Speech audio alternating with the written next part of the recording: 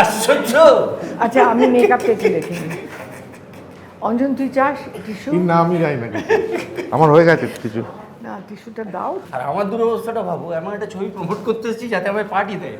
একটা ছিল পার্ট, সেটা বড় নিয়ে নিয়েছে। বাহ, ভেরি গুড। ডিরেক্টরের সুযোগ ছবিতে তো থাকতে কি সব মোট হচ্ছে নিশ্চয়ই। আমরা রেডি আছি। হ্যাঁ, আমরাও ready. Roll please. Rolling and action. আজ আমরা একটি ছবির প্রমোশনে এসেছি। আমার দুপাশে দুজন বিশিষ্ট মানুষ, তাদের পরিচয় দেওয়ার কিছু নেই। তোমাদের জন্য আড্ডা দেবো বলে এতক্ষণ ধরে বেশ মনটাকে বলে না হাঁকু পাকু করছিল। তাহলে এই বাহানাতে আড্ডা হয়ে যাক। হ্যাঁ, এই বাহানাতে আড্ডা হয়ে যাক। তা একটা খুবই রেলেভেন্ট প্রশ্ন, যে অনেকেই এখন বলছেন যে বাঙালি দর্শক সেভাবে আর ওই যে একটা কথা উঠেছে না, বাংলা ছবির পাশে দাঁড়ান, সেভাবে নাকি পাশে দাঁড়াচ্ছেন না। তোমাদের কি মত? সিনেমা ভালো হলে দর্শক যদি আইডেন্টিফাই করতে পারে, বলে না একটা টেকঅ্যাওয়ে যদি থাকে, কিন্তু হাবি যাবে শুধু মারামারি আর মানে গান এইগুলো, আজকাল দর্শক এত ভালো ভালো জিনিস পাচ্ছে, মানে জাস্ট একটা বাটন ক্লিক করে বাড়ি থেকে বেরোতে হচ্ছে না। তো অঞ্জন দা, তোমার বক্তব্য? আমার যেটা মনে হয় যে কোনো সিনেমা একটা সময়কে রেপ্রেজেন্ট করে। বাংলা সিনেমা নানান কারণে আজকের সময়টাকে বোধহয় দেখাচ্ছে না কোনোভাবে। তো দর্শক কোথাও গিয়ে সেটার জন্যই হয়তো আশা হারিয়ে ফেলেছে খানিকটা বাংলা সিনেমার প্রতি। এবং বাঙালিয়ানাটাও কি মিসিং হয়ে যাচ্ছে কোথাও থেকে? আমি জানি না, আমার কিরকম মানে বাংলা সিনেমা অধিকাংশ একটু পিছিয়ে আমার লাগে পিছিয়ে আছে কোথাও, পিছিয়ে মানে চিন্তা ভাবনার দিক থেকে একটু রিগ্রেসিভ। আরেকটা জিনিস হচ্ছে যে শহর আর গ্রামের একটা মস্ত বড় একটা বিভাজন। হ্যাঁ, এইটা খুব মুশকিল। মানে তরুণ মজুমদার নেই। হ্যাঁ, যে সময় তরুণ মজুমদার, তপনদা হাটে বাজারে ধর, গ্রামেও চলছে শহরেও চলছে এই ধরনের, তবে সেই সময়টা তো বদলে গেছে। অঞ্জন যেটা বললো, এখনকার যে সময়, এখন তো গ্রামটা আর ওরকম নেই। হ্যাঁ, গ্রাম পাল্টেছে, সবটাই পাল্টেছে। শহরতলিটা শহরের মতন হয়ে গেছে, কলকাতাটা বরঞ্চ একটু বেশি গ্রাম্য, মানে সব রকম মিলেমিশে হয়ে গেছে। তো সেখানে সেই সময়টা কিরকম, সেই সময়ের নায়কটা আমরা পাই না, সময়ের নায়িকা। আর কোথাও গিয়ে তোমার মনে হয় যে ক্যালকুলেশন এত বেশি হয়ে গেছে আমাদের মাইন্ডে, আমরা ইমোশনটা তার তলায় চাপা পড়ে গেছে, যে আমরা ইমোশনালি দর্শকের সঙ্গে কানেক্ট করতে কম পাচ্ছি। ডিস্ট্রিবিউটর বল, প্রডিউসার বল, তারা উপরে বসে কিছু লোক ডিসাইড করেন যে অডিয়েন্স এটা কোট আনকোট খাবে বা খাবে না, অথচ যেটা ভাবেন না যে তারাও কিন্তু দর্শকের অংশ। তা তাদের যদি ভালো লাগে তাহলে দর্শকের ভালো লাগবে না কেন? দর্শককে আন্ডার এস্টিমেট করার কি হয়েছে? এক্স্যাক্টলি।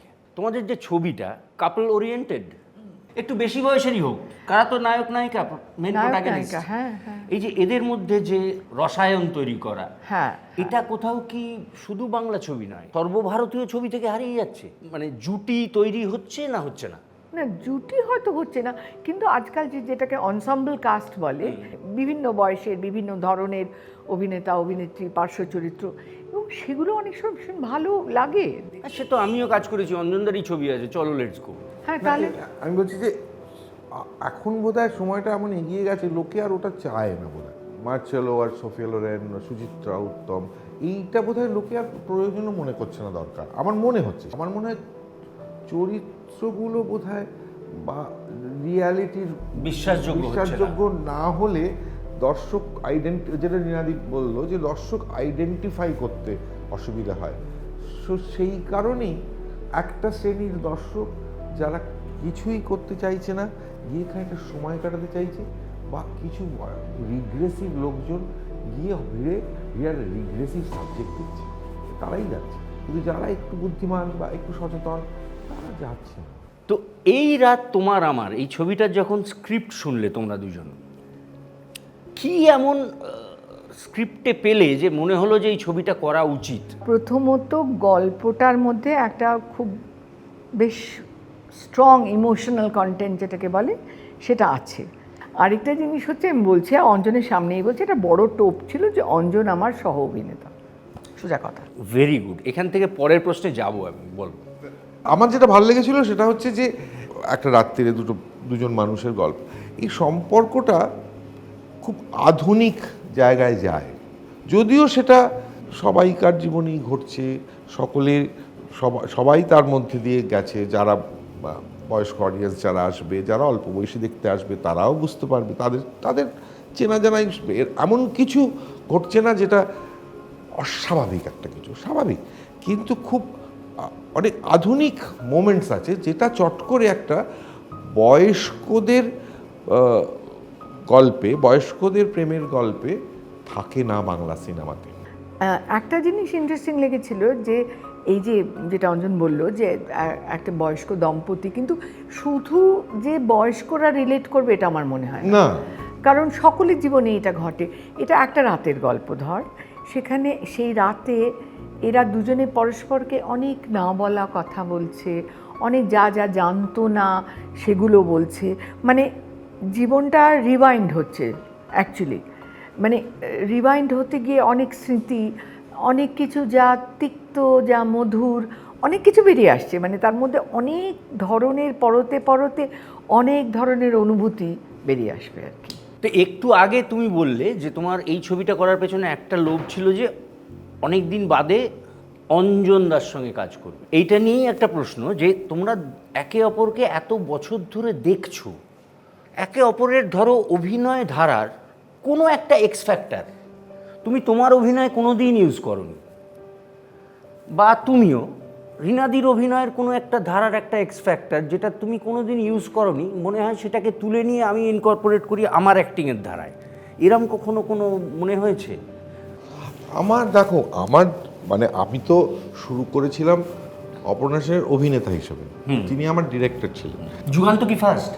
হ্যাঁ, আমার যেটা মনে হয় যে আমি যেটা পেয়েছি, পাইনিটা আমি বা ইউজ করিনিটা বলতে পারবো না, সেটা হচ্ছে যে অপর্ণা সেনের একদম কমার্শিয়াল সিনেমাতে, অপর্ণা সেনের অন্যরকম সিনেমাতে, তার নিজের সিনেমাতে একটা একটা লাইটনেস অফ, একটা হালকা একটা লাইটনেস অফ টাচ থাকে, সেইটা আমাকে খুব এফেক্ট করেছে এবং আমি চেষ্টা করি সেটাকে ইনকর্পোরেট করতে, এবং একটা সেন্স অফ উইট, হিউমার, এইগুলো আমি অপর্ণা সেনের কাছ থেকে পেয়েছি খুব স্ট্রংলি। এবার তুমি বলো। অনেক দিন ধরে আমি অ্যাডমায়ার করতাম অঞ্জনের যেটা গিভেন ডায়ালগ, মানে সংলাপটা আমাদের দিয়ে দেওয়া হয়েছে, কিন্তু সংলাপটা বলা হচ্ছে যেন এই প্রথমবার বলছি, এই যে এই স্বতঃস্ফূর্ততাগুলো থাকে না, সেই বোধটা সেটা অঞ্জনের চিরকাল ছিল এবং সেটা আমি করার এটাতে সুযোগ পেয়েছি। এবার এমন একটা প্রশ্নে আসবো যেটা প্রত্যেক ছবির প্রমোশনে গিয়ে আমাকেও ফেস করতে হয়, তোমাদেরও হয়তো ফেস করতে হয়, এটা শুনে শুনে আমরা ক্লান্ত, যে এই যে চরিত্রটার জন্য কি বিশেষ প্রস্তুতি আপনারা নিয়েছেন? আমি বলি এটা প্রথমে, সবসময় প্রথমে রিনাদি হচ্ছে। আচ্ছা ঠিক আছে। আমার প্রথম যেটা হয়েছে সেটা হচ্ছে যে আমাকে না, মানে আফটারঅল এটা একটা সিনেমা এবং দুটো মানুষকে অনেকক্ষণ ধরে মানুষ দেখবে। অপর্ণা সেনকে এমনিতেই, অপর্ণা সেনের যাই বয়স হয়ে থাকুক, অপর্ণা সেন থেকে দেখতে স্ক্রিনে খুব অ্যাট্রাক্টিভ। এই ছবিতে নয়, এ বলে রাখছি আগে থেকে, না যাই হোক, সবাই যেন প্রস্তুত না না থাকে। এমনি সেটা তুমি তোমার প্রস্তুতিতে বলো। আমি বলছি এটা দেখতে, জেনারেলি দেখতে খুব অ্যাট্রাক্টিভ, আমাকে সেই অর্থে অ্যাট্রাক্টিভ দেখতে নয়, সেটা তো ধারণা। না না দুটো পাশ, আরে ভাই যে কোনো লোক বলবে তো। আমি চেষ্টা করেছি লুকটা, আমার চেহারাটা, মুখটা অন্তত যাতে একটু দুটো পাশাপাশি মুখ এলে মোটামুটি আর ঠিক আছে ভাই, ছেড়ে দেখতে লাগছে না লোকটাকে, আরে কুচ্ছিত টাইপের লোকটা কে, যতই রিনাদি যতই যাই করুক, একটা অপর্ণা সেনের একটা তো একটা সার্টেন অরা আছে। আমি চেষ্টা করেছি চেহারাটা একটু যাতে একটু ভদ্রসভ্য হয় আর কি। না, কিন্তু একটা প্রস্তুতির কথা বলতেই হচ্ছে, সেটা হচ্ছে যে আমাদের মানে পরমের সঙ্গে এবং সোহাগ সেনের সঙ্গে আমাদের লম্বা সেশন হয়েছে, সেখানে চরিত্র মানে যাতে আমাদের আমরা খুব কম দিনে শুটিং করেছি, আমার তো বোধহয় 9 দিন কাজ ছিল, সেখানে যা যা মানে কোনো সিচুয়েশন নিয়ে বা চরিত্র নিয়ে যা যা প্রশ্ন, সেটা আমরা পরমের সঙ্গে আগে বসে থ্র্যাশ আউট করেছি, সেই একটা প্রস্তুতি গেছে। তাছাড়া আমি যেহেতু অসুস্থ, আমার কতগুলো জিনিস আমার একেবারে মানে ধাতস্থ করতে হয়েছে, একটা শর্টনেস অফ ব্রেথ, তারপরে ধর চলা টলাগুলো, এগুলো কিন্তু আমরা ওয়ার্কশপ, খুব সামান্য কয়েকদিন ওয়ার্কশপ হয়েছিল, কিন্তু সেই ওয়ার্কশপে করেছি। আচ্ছা অঞ্জনদা, তুমি এতদিন ধরে এত রকম চরিত্রে অভিনয় করেছো, তো তোমার ধরো কোন চরিত্রটা তুমি মনে করো এখনকার কোনো অ্যাক্টার একদম সুটেবল ফর দ্য ক্যারেক্টার, ভাবো দু তিনটে ছবি তুমি যদি তুমি যদি ভাবা প্র্যাকটিস করো না, তুমি দুটো তিনটে ছবির অপশন দিলে আমি বলতে সুবিধা হবে, মানে আমি নিজের মাথা আসছে না, আমি বুঝতে পারছি। যুগান্ত যুগান্ত আমি ছাড়া কেউ করতে পারবে না। ইয়েস, বাবা ঠিক ঠিক ঠিক। আচ্ছা আচ্ছা ধরো তোমার ছবি, আমি বলছি ম্যাডলি বাঙালি, তোমার কি মনে হয় হ্যাঁ। ওটা রিয়েলিস্টিক? ম্যাডলি বাঙালি আমার চরিত্রটা ও এখন অন্য কেউ করতে পারে, আমার তো মনে হয় না। তোমাদের বয়সী যে কোনো actor-ই স্পেশালি করতে একটা পারে। সিনের কথা বলবো, এই যে বলছিল যে যখন ডায়লগ ডেলিভারি হচ্ছে তখন যেন মনে হচ্ছে দুজন বসে আড্ডা দিচ্ছে বা ঝগড়া করছে। ওই যে সিনটা টেবিলের ওপর বসে দুজনে মিলে কথা বলছো না, সেটা এখনও যখন চালিয়ে দেখি তখন মনে হয় এটা তো অভিনয় করছে না। যাই হোক, তুমি বলো তোমার অভিনীত। আমি বারোমিতার একদিন বলছি, হ্যাঁ। আমি ওটা করতে চাইনি, কারণ অভিনয় করা, ডিরেকশন দেওয়া একসঙ্গে ভীষণ কঠিন। কিন্তু এটা একটা ডিল ব্রেকার হয়ে যেত, মানে প্রডিউসার বলেছিলেন আপনি না করলে আমি ছবিটা করছি না। এখন কে করতে পারতো আমার মনে হয় হয়তো মমতা পারতো, মমতা শঙ্কর। তবে জানি না রে, কারণ ওই যে একটা ঘটি বাড়ির একটা জিনিস, মমতার খুব পরিশীলিত একটা ব্যাপার আছে, সেটা ঘটি বাড়ির ওই রকম মেয়ে আমি নিজে যতটা পেরেছি করেছি, কিন্তু আমি ঠিক বুঝতে পারি না রে। তুই অন্য একটা ছবির নাম বল না। ইতি মৃণালিনী। ইতি মৃণালিনী আমরা অ্যাকচুয়ালি মামেই করেছিলাম, কারণ কঙ্কনাকে আর আমাকে পারিবারিক যে কোনো কারণেই হোক একটা সাদৃশ্য আছে, যে ও যে আমি ছোটোবেলার আমি, এটা বিশ্বাস্য। ওখানে আমার মনে হয় শর্মিলা আর সোহা যদি করতো তাহলে হতে পারতো। তো ওদের এফোর্ট করা মুশকিল, আমরা সস্তায় করে দিলাম। আমার একটা জীবনের সৌভাগ্য হচ্ছে দুজনের ডিরেকশনেই কাজ করেছি। একটা করেছি তো গয়নার বাক্স, আর অঞ্জনদা হচ্ছে সেই ডিরেক্টর যিনি আফটার বম্ব কানেকশন, যখন বাংলা ছবিতে আমাকে কেউ নিত না, একের পর এক ছবিতে নিয়েছেন, যেটা আমি জীবনে ভুলব না। এবং শুনেছি অভিনয়ের ক্ষেত্রে অঞ্জনদার সঙ্গে হয়তো অভিনয় করেছি, তো কাজের ক্ষেত্রেও একটা অদ্ভুত বাচ্চাদের মতো একটা এনার্জি কাজ করে, যেটা কি এই ছবিতে, এই যে এই রাত তোমার আমার, এটাতে কি খুব বেশি করে প্রয়োজন ছিল এই এনার্জিটার, যেহেতু দুজন মাত্র মানুষ একটা ঘরের ভেতরে বন্দি, একটা টাইমের পর নিজেরা ক্লান্ত হয়ে যাওয়ার একটা ব্যাপার হয়ে থাকতে পারে। তো সেটা কি এই এনার্জিটা কাটিয়েছে বলে তোমাদের ধারণা? আমি আবার বলছি, আমি বল। আমার কাছে মনে হয়েছে that as a scientific requirement energy কমানোটাও তো একটা এনার্জি লাগে। তো এখানে আমার স্বভাবত যে এনার্জি, সেটাকে অনেক কন্ট্রোল আমাকে রাখতে হয়েছে। আমার থেকে অপর্ণা সেন অনেক বড়, অপর্ণা সেন এনার্জি কিন্তু আমার থেকেও বেশি। কিন্তু এই ছবিটাতে দরকার ছিল, কারণ অঞ্জন আর আমি আর তো কেউ নেই, আর তুই নেই। যেটা বললি। অপুর যেমন সব সময় এনার্জি, হ্যাঁ। শটের বাইরে, শটের বাইরে, শটের মধ্যে, সব সময়। একটা তার মানে কি ওর ওই কাজটা করতে ভালো লাগে বলেই তুমি এটা করো। শুধু তা নয় রে অঞ্জন, সেটা তো আছে, আর তাছাড়া একটা জীবনকে ভালোবাসার হ্যাঁ, একটা জীবনকে ব্যাপার আছে। রাইট, সেটা ওর মধ্যে আছে, সেটা আমার মনে হয় আমাদের মধ্যেও আছে। হ্যাঁ হ্যাঁ হ্যাঁ।